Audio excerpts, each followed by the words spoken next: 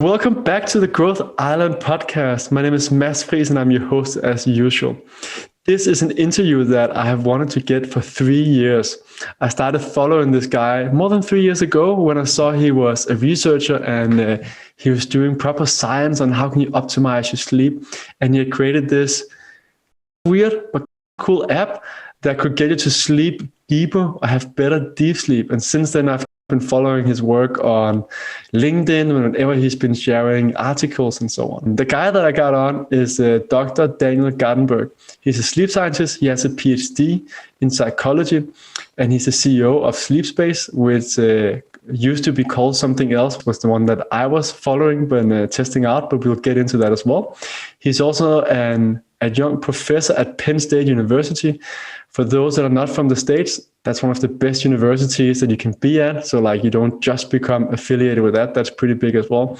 He has several patents, peer-reviewed articles. I continue TEDx or TED Talk that has more than 4 million views.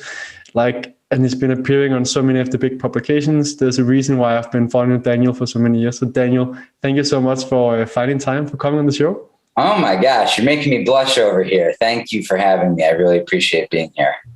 So Daniel, just briefly for the ones that if anyone is still doubting, why is sleep important? Yeah, most of the people listening to this show, I don't have to convince how important sleep is.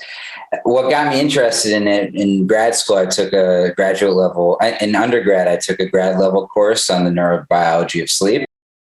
And basically every organism sleeps for a reason, and it impacts every chronic health outcome. Personally, I'm also very interested in how it impacts mood and productivity. Obviously, $400 billion in accidents in the United States are attributed to poor sleep quality. But it's also related to bodybuilders being, more effective in building muscle. Athletes now are using it all the time. I think the NBA now has bought Oura rings for all of their players, for example. So there's a reason why the athletes in the NBA are taking it seriously. There's huge performance gains to optimizing your sleep. And when I think about it, it's not just sleep, it's more like energy level. So circadian rhythms and wake has a lot to do with sleep too. But to scare you, cancer, hypertension, really strong links, diabetes, cardiometabolic disease, any of those diseases, very strong causal links, multi types of studies showing. What my focus on recently is actually the connection between sleep and Alzheimer's disease. So if we want to think about mental performance, the biggest cost to the U.S. healthcare system in the next 10 years is actually going to be Alzheimer's and related dementias as baby boomers age out, essentially. And about 5 years ago, there was some really convincing evidence that deep sleep in particular helps clear out this basically cardiometabolic waste that gets formed through processing the world throughout the day. You have some natural waste in your brain that gets formed. And beta amyloid plaques, which are linked to getting Alzheimer's disease, can accumulate when we don't get the deep sleep that basically cleanses out these chemicals that get formed in your brain. Yeah. So that was hopefully the last listeners that need to be convinced that sleep is important. I know I get a ton of questions about sleep because it's something I've been noting a lot. Everything from dark rooms, and I found that on your blog as well. Make sure that you sleep in a dark environment. Is this something you've seen studies confirming, or is that like an urban legend? No, that's definitely true. One of our collaborators at Penn State has done some of the first research on how blue light impacts your sleep quality. And we weren't exposed to blue lights for all of existence, basically, as long as humans have been around. Only in the 1900s was electricity everywhere. So that's not typical for our biology. And we have receptors in our eyes that are sensitive to light even when our eyes are closed. Your photoreceptors in your eyes know when there's light, even when your eyes are closed. And that sends a signal to your brain that has to do with melatonin and this circadian rhythm. And so there's actually these photoreceptors can different. The interesting thing is they can differentiate the types of light. So for whatever reason, maybe it's because of the red hue of a sunset or the red hue of fires that we probably sat around when we were cavemen. Red light does less of this sort of activation of the brain than blue. So, me and my fiance, we have a whole wind down process. And that's a big thing that we talk about when we think about optimizing sleep, where our lights essentially turn. We were doing red for a while, but it was a little bit too much like red light. There's like weird connotations with red. It's just weird. So we actually do a little pink hue that's pretty close to a red. And that sort of sets in, usually we'll do it hour to a half an hour before we go to bed. And what kind of light bulbs do you use? Because I heard about the Philips Hue. I heard good things and bad things. I ordered something from some NASA technology, and I think it was Michael something, one of the other sleep experts that's speaking a lot of many shows.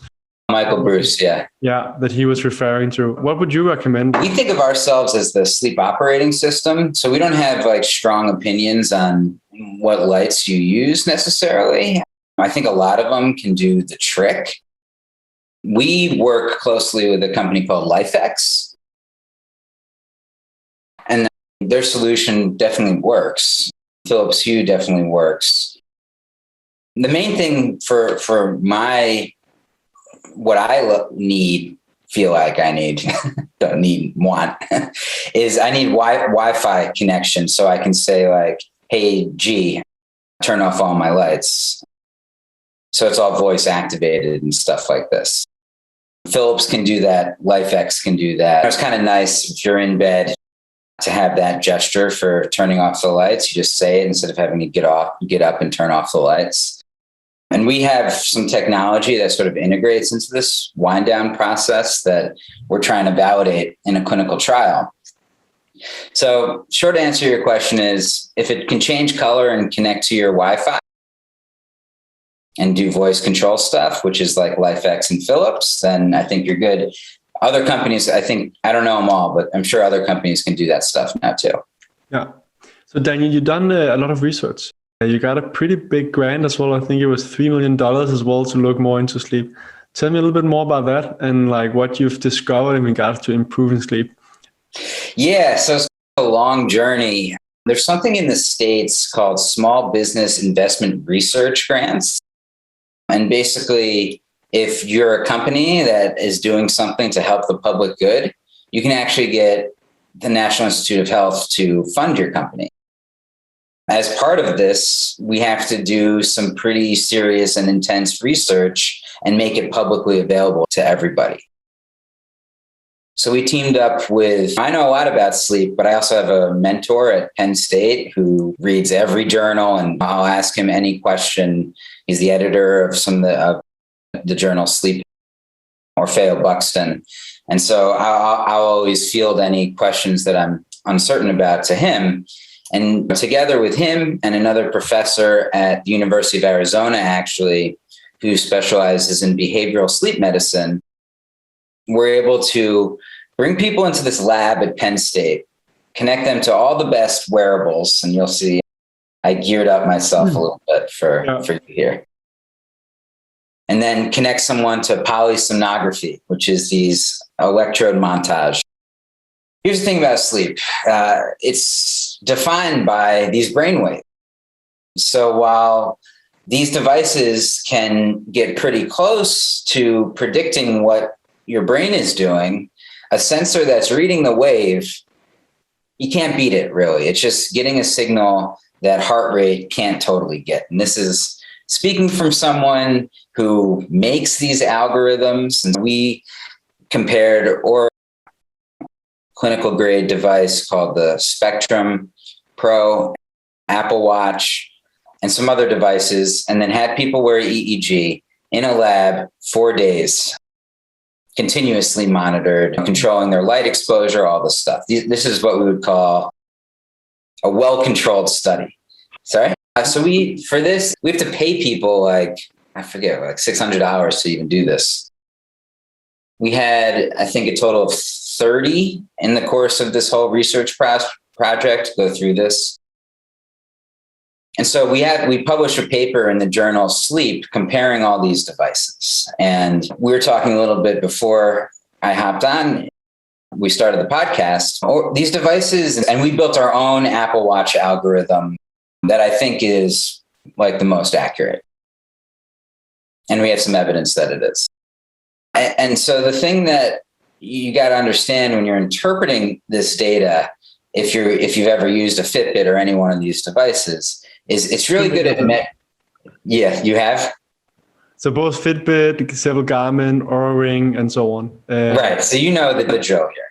And so they're good at measuring sleep wake. But when it comes to the sleep stages, I usually interpret the data as relative truth because they can be pretty off in the absolute value that they're saying. So I would compare my Oura Ring data from night to night within myself, but I don't necessarily believe that I actually got 20 minutes of deep sleep because I know that I've done all this stuff on myself. I've seen my brain on an EEG throughout the night on polysomnography. I know that I basically have a healthy sleep architecture, and I usually get like an hour to an hour and a half of deep sleep and at least an hour and a half of REM, which would be considered healthy for someone my age. I think in the future, I think in the next couple of years, there's going to be an upper threshold, and basically all the devices will have a gold standard algorithm. And I think it's going to be ours because we have more data than anyone else, and we're going to just make it publicly available. But we'll see. I think in the next couple of years, there'll be an upper threshold, and hopefully doctors will start embracing some of these technologies. Oftentimes now, I don't know if you've heard the term orthosomnia, but the doctors are very reluctant to interpret the data from these devices for a couple of reasons. Yeah, but I guess so I also looked into the Dream, which is EEG measurement on your head, and Muse, I think, is also doing something similar. Yeah, actually, I have a Dream over here that I could grab a few. But yeah, so I've tried the Dream Gen 2. I'm trying to work with the Muse guys. I think their new device looks more comfortable. Yeah. For me personally, and this is the hard part about building tech for sleep, is that tech is so often not helpful. And part of the problem.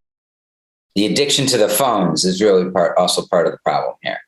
So for me personally, wearing something on my head while I sleep, it's good for maybe you do it a couple nights and you identify if there's something structurally wrong with your sleep. And there could be, this device can definitely give you indicators for that. But to wear something on my head for months, for example, is sort of a non-starter for me. I'm curious what your feelings were if you tried the Muse or, I only used the Muse for meditation. And then I started looking more into the research and talked to several experts within neurofeedback that basically said the idea behind the Muse was really good, but the sensors were just not good enough yet. The dry sensors were simply not too accurate, or not accurate enough, that it was mostly muscle tension. But yeah. So basically it was useless what you were sitting and doing. I was so excited. Yeah. When I was in grad school, this was I think it's better. How long ago was that? That's a year. Okay. So when I was in grad school, there was another company, NeuroSky. They had a video game that you played and you could get Jimmy Neutron to jump over things with your brainwaves. And I did a small study just having people concentrate or not, and basically found that it was all muscle tension was my conclusion. But theoretically, I think it could work. That's what all the experts said. So basically, I talked to several experts in their feedback, and they said that there was another device that had like, you needed more than just measuring here. You needed to measure different parts of the brain to probably see it. I don't remember what the name was. There's a bunch of them, yeah. They had a horrible website. So it was more like, but you see like those research-based people that didn't know how to go to market, right? But one of the scientists and experts that was also, I'm actually not allowed to disclose his name, but he knew a bunch about the stuff. And he said like 3 to 5 years, then the dry sensors are going to be just as good or good enough that you don't need wet sensors. So then it will work for neurofeedback and really understand the brain. I don't know about in regards to sleep, how accurate it needs to measure compared to doing neurofeedback training. But I've been super curious to try the new Muse as it looks more comfortable, and I would love to try the Dream. But I haven't looked at their like papers or like where they tested it up against the gold standard. They're definitely accurate. We compare Dream to polysomnography as a leg of our study, and it's going to accurately measure your sleep for sure. Stages, or just like when you fall asleep and wake up? Your stages. It'll measure your stages. Okay. Sure. Yeah. That's okay. I gotta get a hold of them. I would love to see. I've been trying to find, but then COVID came. I wanted to go to a sleep lab in Denmark, bring a bunch of the devices, and then actually just see what works. Because I was using the Aura in the start, and it was also telling me that I had like 5 minutes of deep sleep and stuff like that. So it basically shouldn't function. And this that's the problem with Aura for sure. So just to sum it up real quick, is one of the problems with these algorithms is that they're made for a certain population, yet people's sleep can be really variable between different populations. And so probably there needs to be like 20 algorithms, but all these companies only have like one algorithm is part of the problem. I remember I talked to Chuck Hassett, who was back then part of the sales, like he had a sales function in Aura, and he was like, Mads, this device is amazing. It can do like heart rate variability, temperature, and all that stuff is amazing. But sleep stages is totally off. Both him and the sleep scientist didn't want to have it, but he's like, everyone has it. And he even said that on the podcast. I was like, wow, the person selling this is saying like, this should be off, right? But a guy of high integrity. But that is still amazing for measuring other stuff. We just need to know what we can actually measure. So we don't make people sick or get people sick because they're like, 5 minutes of deep sleep. That's why the doctors hate. So that's the term orthosomnia, which is basically people don't know how to contextualize the data, and it's impossible to know how accurate the thing actually is from I know because I've studied it my whole life. I dedicated my life to it. But if you're a little bit anxious and your Aura ring and you have maybe problems falling asleep, staying asleep, you have insomnia, for example, and your device is saying that you got 5 minutes deep sleep, it's not helping your anxiety. And so so many times I have to walk people off a ledge when it comes to them being all wrapped up around interpreting some of their data from these devices. So I understand why it can be frustrating to healthcare professionals. Yeah, but it is the future. Once we get them better and they can become more accurate, right? Then it's something that we have to look at to discuss so we can actually improve. So for me, it's not just about accuracy. It's about, as a doctor, it's about openness too. And the issue is, as a researcher or a clinician, you need to know the margin of error for the devices. And so you need to basically know the algorithm. The algorithm needs to be publicly available, and you need to be able to push any data from it and get any data back in a predictable way. That's what we're trying to do. That's what we're building. But tell me a bit more, because so when I first found you, I found the Sonic Sleep, and it was saying these weird sounds that were supposed to enhance your deep sleep. I got a few friends who tried it out as well. Oh, wow. Tell me more about like, what is that? And like, you actually have papers on like why this actually makes sense and why this is working, which is one of the reasons why I've been following your work, because I love when people actually do the research and try. Yeah. So basically I'm a mad scientist here trying to figure out how to enhance people's sleep. Thank you for following it from the beginning. Oh my God. So we're SleepSpace now. I was inspired by the idea that if we could enhance 8 hours of our life in even a small way, that would be amazing. And there was a finding published by these researchers in Germany at one point, was the original study, showing that you can entrain brain waves with sounds because our auditory cord are the place in our brain that detects sounds. If you pulse at the same rate as your deep sleep brain waves, which are called delta waves, and those brain waves have a frequency of about 1.2 hertz. Sorry, it's a 0.8 to like 1.5 hertz, something like that. So what these people did in the lab, you'll see the whole brain oscillate in that frequency. If you look at someone's brain waves while they're in deep sleep, it's pretty magical, actually. It's like something comes over the brain and the whole thing starts functioning very differently. It's like this pulse rate at every 0.8 seconds, basically, would be 1.2 hertz. So a little bit similar to almost a heartbeat in terms of how the pulse of it. And there's some thought that the heart rate can sort of entrain this state a little bit. And so basically we'll play sounds. We had someone stay up all night, someone trained in reading brainwaves, a postdoc named Margot Gray. Mm-hmm. And she would stay up all night looking at their brainwaves and then systematically played these sounds to people. Right at the point between consciousness and unconsciousness. So she would play it, and if they started getting awakened, started getting conscious, she would stop playing it. And we had a procedure for doing this. And so we're playing it like right up until your brain registering it, but not so loud that it would wake you up. And understanding this tension between consciousness and unconsciousness is really important to unlocking the secrets of sleep.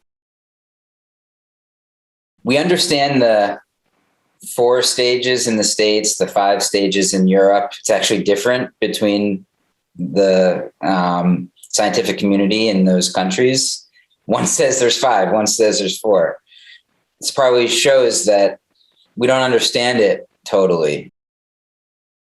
And but generally we understand those stages, but some researchers say there's 19 stages of sleep. When you look at this transition period between wake and consciousness, there's probably something more going on there. It's very brief. It's called N1 sleep. It's sort of your lighter stage of sleep. It's like, you can think about it another way is hypnagogic. When you're in this sort of dream/conscious state, they call it hypnagogic. So riding that line between consciousness and unconsciousness with stimulation is really important to possibly enhancing sleep. Cut to the chase. We found that we could increase delta waves with this sound in a laboratory setting, but we actually didn't produce the improvements in cognition that we would like to see. It's one thing. Yeah. Just afterwards about how well people are performing, or yeah. So it's one thing to enhance your brain waves. It's another thing to show, I want to see that this helps me perform better the next day. We'll do this crazy cognitive battery and stuff. And this is sort of what I'm trained in, understanding the brain with administering various cognitive tasks. We'll test working memory, declarative memory, executive functioning, all these things. I wasn't convinced by the cogs, basically. And so this sort of brought us back to the drawing board a little bit and how to actually implement this with an Apple Watch so we could administer it in the real world. So there was some evidence for this. And then there was another paper, sorry if I'm rambling, showing that you can do some similar things with vibrational stimulation. So we did the audio stuff. You can actually try it out still on SleepSpace. And it only works with Apple Watch because we need that level of sensing in order to know when to play the sounds, basically. And we'll also do something when you're dreaming to try to prime lucid dreams and stuff. And there's something called targeted memory reactivation in sleep science, where theoretically you can prime different cognitive states and learn information better. And then the problem with sounds, though, is also in the lab, we had people wearing earbuds such that we can very precisely deliver the decibels of sounds to people. And so there's practical limitations to that. And so now we're sort of a little bit more around vibration stimulation. And we have this new software that's working with the Apple Watch, and it sort of entrains the heart into a relaxing state through these subtle vibrations. And I just wrote a grant to try to, I wrote another grant recently, I'm actually still writing it, to try to validate that aspect. If we can pulsate your wrist, basically slightly below your heart rate, there's some evidence from another lab that can increase your delta sleep. So I'm trying to figure it out, but it's not 100% there yet. Fascinating. Do you know the Apollo? Which is also vibrations like... Oh, the Pebble, yeah. Yeah. No, I think there's a couple of the vibration ones. Yeah. Apollo for sleep, it's more for focus or calming down and different things, but it's also like figuring out that different vibrations can have an effect on our nervous system and have different effects. Yeah, so currently we have this in SleepSpace. If anyone has an Apple Watch, basically while you're winding down, we'll vibrate the watch at slightly lower of a pulse rate as your heart rate. So it's a form of biofeedback, essentially. There's other devices that do it. There's like another one is Touchpoint, I think, that some of them do bilateral stimulation for like a binaural kind of effect. I think it could work. Yeah, I look forward to seeing when it comes out, when you look further into it. So you have the app and you also have coaching where people can talk with you or some of your team about getting better sleep. What are some of the top tips for people to get better sleep? Yeah.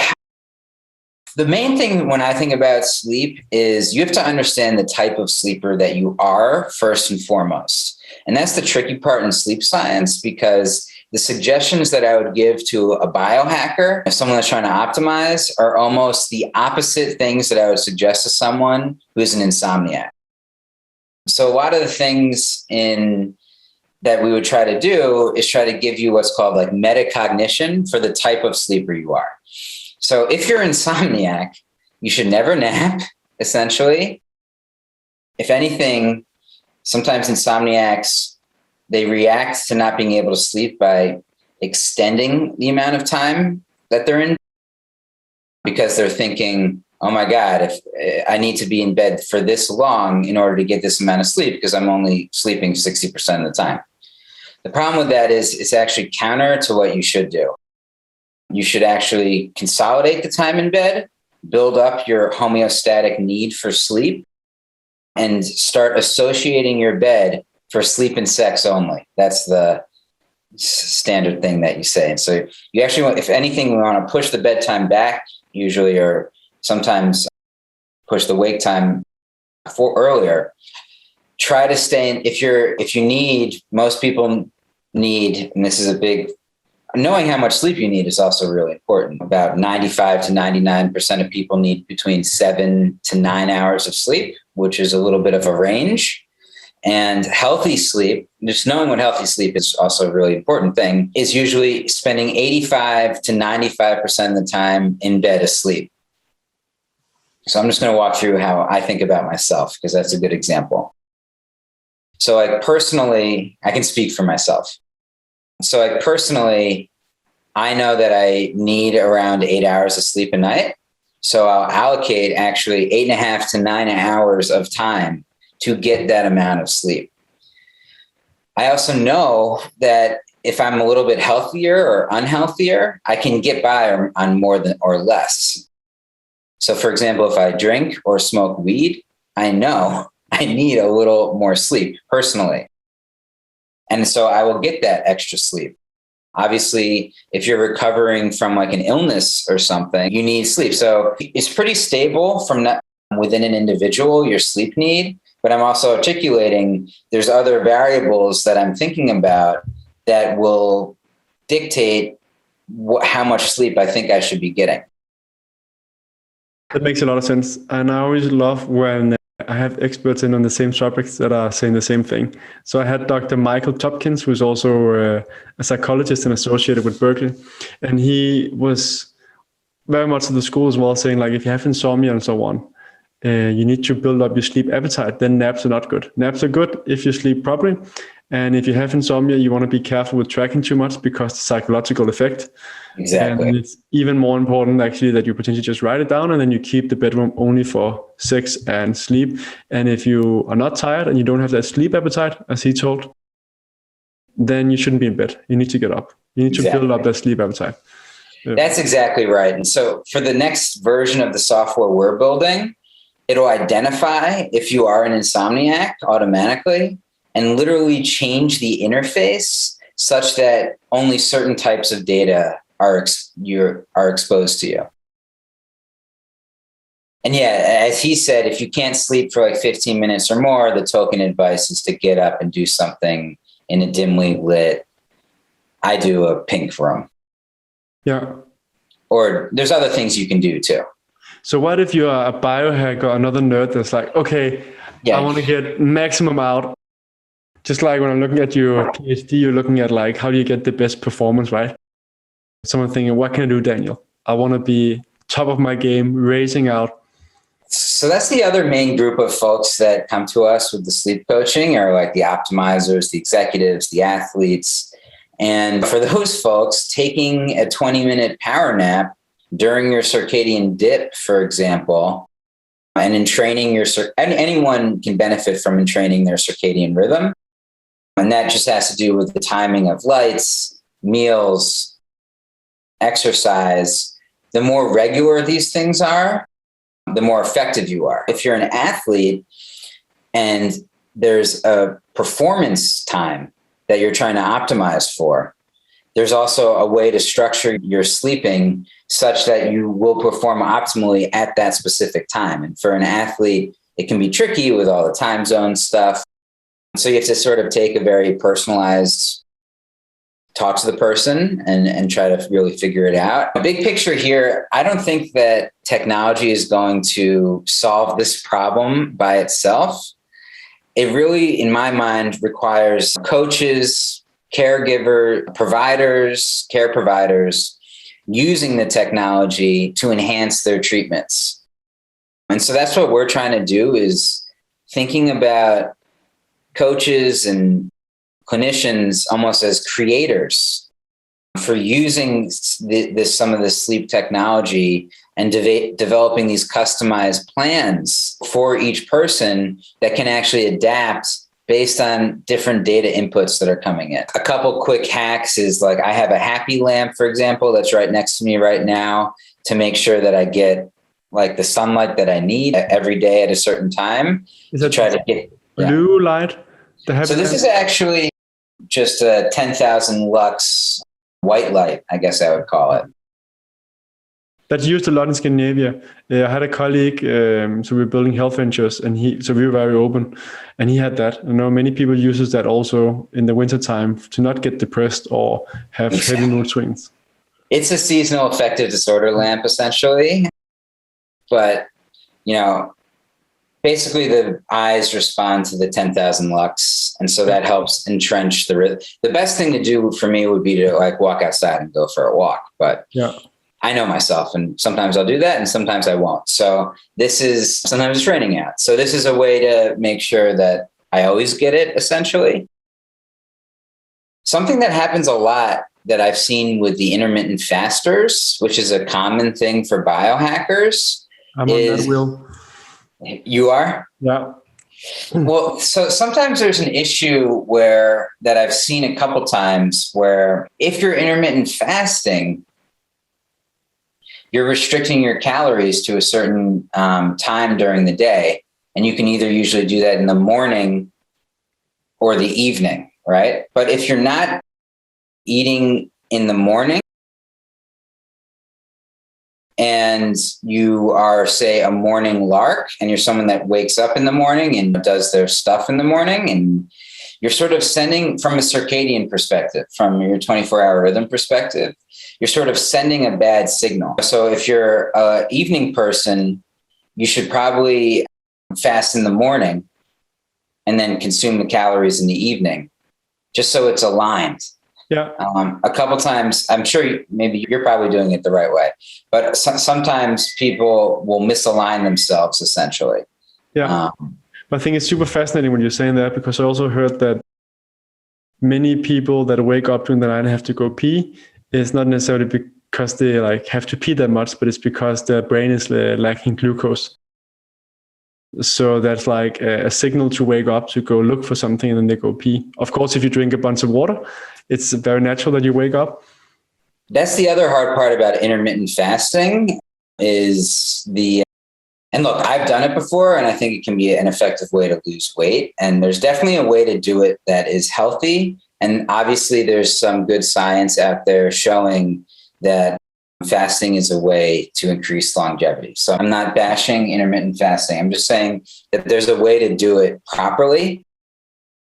And for me personally, sometimes what would happen is I would do it and I would wake up in the middle of the night, be really hungry and eat, which is the bad side of intermittent fasting, right? You don't want to be doing that. And so that's sort of what you're talking about. Yeah. The other thing for me personally is I'll do it and then I will overload my system with a too big of a meal, essentially. So that's another issue. So a lot of it is having better willpower than me, basically, knowing where you're at with it. Yeah. So for me, intermittent fasting was very hard in the start. I was using this app called Zero, and I felt like, so this year, like, I had to wait to eat because I've always had breakfast. And then after a while, now I do it like flexibly. If I feel like I have to get some food, I eat. And otherwise I fast. But I'm following a course with Mark Sisson, who's very much into intermittent fasting. And so on. I read some books where they say it takes up to 3 weeks of adjusting your system to it. And then you got to make sure that you're in that window, get enough of the right food, because otherwise it's not a good practice. But longevity-wise, right. Do with caution, but it can be good. Yeah. But it's like everything, like becoming, like, without going into the big discussion about vegetarian or not, right? But being a vegan is not the same as eating healthy. Like you can eat potato fries and a bunch of crap, right?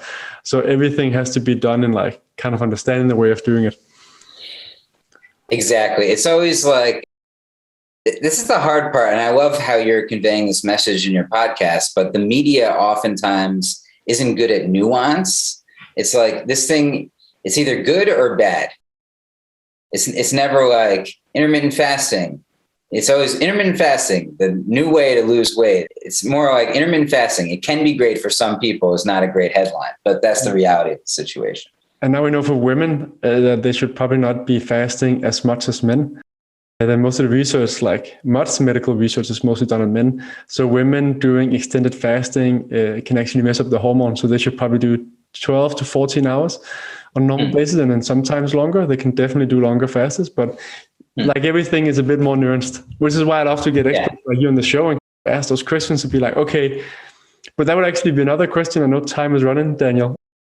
I've been saving up with questions for a few years, but what's one of the misunderstood things in the health space when it comes to sleep that you wish more people knew about?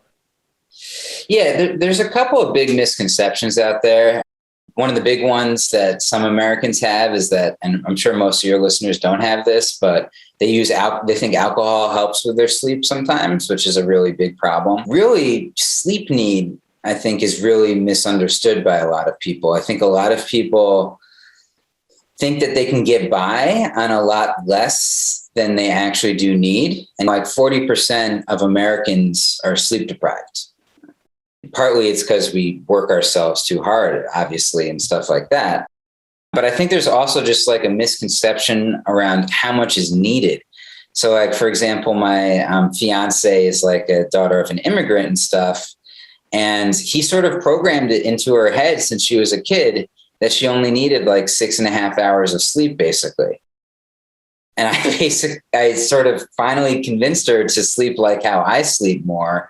And she's like, oh my God, I didn't know I could get that extra cycle in. And I feel so much better during the day. It's like night and day. Sometimes a good analogy I have is a fish who's in water doesn't know that anything besides water.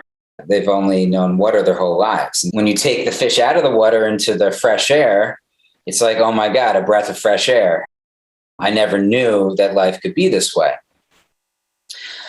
Another big misconception is, thinking about life being this way, is the folks that suffer from problems with their breathing while they sleep. One of the interesting things about sleep is there's a place for the psychologist, there's a place for the pulmonologist, and there's also a place for the dentist.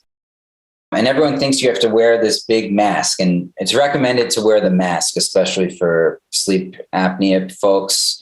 It'll save you like 5 years, basically, especially if you're off your life, especially if you're severe apnea. But the dentist, for non-severe, if you have a mild case, can give you a mouth plate that actually reorients your bottom jaw and has efficacy in helping the issue. So you don't necessarily have to wear the Darth Vader mask, though the Darth Vader mask, they've made a lot of headway in the comfort for that device too. Yeah. That's good to know. So quickly looping back to different devices. So it's possible to use your app to detect sleep, and you're getting it validated up against sleep labs and so on in regards to accuracy and so on. So that's a top one. You said Dream as well can actually measure EEG properly. So would you use a Dream together with your app? Or you could, if you want. So the way I think about it more is, if you think there's something like physiologically wrong with your sleep, like you really think you're not getting deep sleep, you're sleeping 8 to 9 hours a night, you're still tired during the day. There might be something with your thyroid possibly that's causing this, but there might be also, you might have a sleep disorder possibly, and you obviously see your doctor, but using something like the Dream is a tool for being able to basically track that. So that's how I would use it. And you're like, I want to improve every little part. Like if I spend 1/3 of my day sleeping, then why am I spending so little time on optimizing that part? And so my logic being reluctance for that. The problem with that is I fall into that category too. Some of the problems with that is if you're overly trying to, sleep is about like letting go and surrendering. The harder, everyone can relate to, the harder you try to sleep, the more you try to sleep, the harder it is to fall asleep. It's not like working out where you can be a type A person, push ahead, and you'll have better results. If you are approaching sleep in that way, it'll do more harm than good. So I think there is something to like overly optimizing, doing more harm than good. That being said, I think you definitely can go down one of these trains, at least for a period of time, and learn a lot of amazing things. Like maybe that magnesium helps you have better sleep or something like that, which there's some evidence for. And how much magnesium? I had Dr. Olli, I can't pronounce his name, from Finland, from the Nordic Biohacker book on, and he changed my amount of magnesium, so I'm taking 2 pills a day. But I don't remember, he had some ratio regarding to weight. Do you know that ratio of how? I'm not like I don't know the chemistry as well. I know for melatonin, at least, if you're a healthy sleeper, you really don't want to take much more than like 3 milligrams even. The science has shown. I can't remember the milligram dose. Usually they give way too many for melatonin and you can get groggy the next day. I can't remember off the top of my head our suggestion for magnesium. Just another hack that we found in our lab, just to go back to sound. So we think about sound, light, and temperature as ways to enhance sleep, is simply blocking out sound with a noise mask. When we use pink noise, that's something that has also been found to be effective. And I've seen people's brains waking up. You wouldn't realize, this is another misconception. Your brain wakes up throughout the night all the time without you recognizing it. And that's not necessarily unhealthy. And even in air conditioning turning on, I've seen people's brains waking up to that. And if you have a sound mask, even like a fan, we use dynamic pink noise in our software. It'll round out disruptive noises like a snore, such that you're less likely to wake up. And that's a simple win. That's a quick win. A sound mask is basically just a headset? Or is it's like pink noise or white noise playing from your phone. And so I'll do this wind down where I'll do ocean waves for 10 minutes, and then it'll automatically go into pink noise, which is like a similar thing to white noise. And then gradually wake up with 528 hertz. That's my wake up routine, FYI. Got it. Fantastic, Daniel. I promise not to take too much of your time. Rounding off, like your top 1 to 3 advice on how to live a happy, healthy, and meaningful life. It can be related to sleep, something you already said, or it might be like, don't worry too much about sleep. Yeah. Honestly, this is going to sound like I'm dodging the question a little bit, but I think about it more. The most important thing is knowing yourself. So having that metacognition, and that's been shown in psychology to be related to outcomes for almost every, I'm not saying it's relevant to mental health, but it's relevant, and also just anyone's performance. But there's 1 to 3 things that you could do that could improve your sleep quality, whether it's having a different set of blankets as your sleep partner, getting the pet to not be in the bed. It's unique to each individual. And so I would encourage each person to just think about themselves, their sleep habits, their wind down procedures, their morning rituals, and how they could introduce things into their lives, simple changes that can have a big effect on their sleep. And obviously, if you sleep well, you're going to be a happier, healthier person. For sure. I love that so many experts, despite where they're coming from, is very much like, get to know yourself, take it easy. Don't over stress about things. Be curious about it, like learn new things. That's a common thing, no matter what profession or industry people are coming from. So there must be a lot of truth to that. I think so. Beautiful. Daniel, where can people find out more about you? Yeah, just check out sleepspace.com. We're rolling out some amazing software soon we're calling it the sleep operating system of the future. So we're going to integrate with all the various wearables out there and then show coaches and doctors this data in a way that actually helps them with their treatments. Cool. And what about Instagram, LinkedIn, other places? Oh, you can see me on Instagram. Follow me on Dr.Snooze is the Instagram handle. Snoozing is that good or bad? Generally, they say that you shouldn't snooze. I think the best way to wake up, honestly, is without an alarm clock, because that means that you're getting, generally, if you can sleep more, you should. There's a couple exceptions to that. Sometimes if you're depressed, maybe you shouldn't sleep more. But generally, the right way to wake up is with a gradual alarm and to not snooze. We have a functionality where you can shake the phone to snooze it, so you get back into sleep faster, at least. Yeah. Speaking of which, my backup alarm just went off. Yeah. All right, Daniel, I'll make sure to link to all of the different places where I can find you as well, and that you just mentioned as well, so people can follow your work.